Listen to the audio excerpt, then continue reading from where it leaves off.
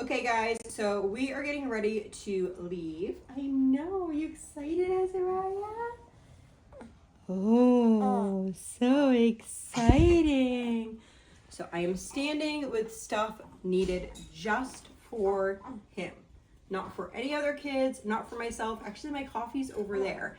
And there's a bunch of stuff for other kids as well. I am going to pass him off to somebody else and explain what we have here.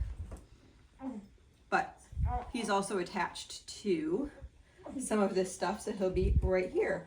So he has a feral bag. This is for his gas to come up, but this has to be kept over his head. So we have to make sure that we keep this up. This has all his G-tube stuff. So it has his pump and his pump bag in here. We have a large oxygen tank here. Then we also always take a secondary oxygen in case something happened to this one to get us over to get another one. So we have the small one with us there.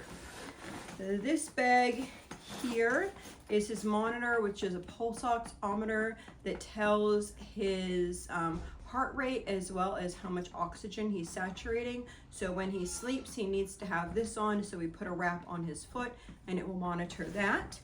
This is his suction machine. So if he has nose boogies, throat boogies, whatever kind of boogies, having a hard time breathing, we need his oxygen thing. Then over here is my breast milk bag. So I have portable breast pumps in here, all his medication in here, as well as extra breast milk and syringes and stuff specifically like for his medication.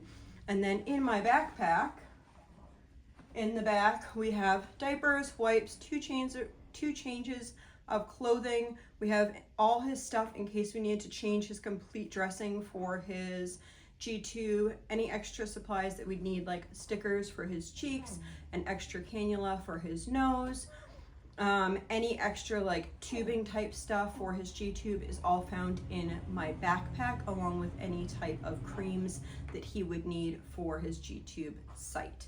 So that is about all. It is very difficult. I'm just trying to share this like as a reality. This is how much stuff that you need. We're just going to the grocery store. They got him, I got my cup, and the socks, because we almost forgot the socks. Also bringing his stroller with a spit up towel, a blanket, this that can, I forget the name of this, but it actually helps mold his head so his head can stay straight, and a blanket to go over that. I have multiple blankets in my backpack, and then this is his toy to go over the top. So I got the bags under here, and then I put this bag here on top. So those are the bags. She's lifting up her feet so that the oxygen can go under here. Mister goes halfway in. Then we get the bag that's up here. That's the feral bag. Has to go that high or else it backs up. And then his G-tube pump bag is on the back side of this seat for now. And then once she gets him in, she'll transfer this over to the back of this seat so it won't be across her lap and it will still work.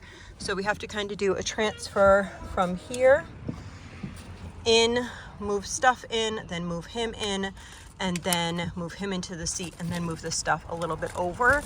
But it works better than having him right in this seat, because in this seat, his seat goes so far back here that nobody could fit through, so they'd have to climb up through the front. You ready to go, sir? Here you go. Yes? Okay, let's go, bye-bye. So then his stroller will fit here. If we have more than just him, then we will put it in our back little trailer. But if it's just him, we're gonna put this here so we can pop it out. And everyone's loaded in.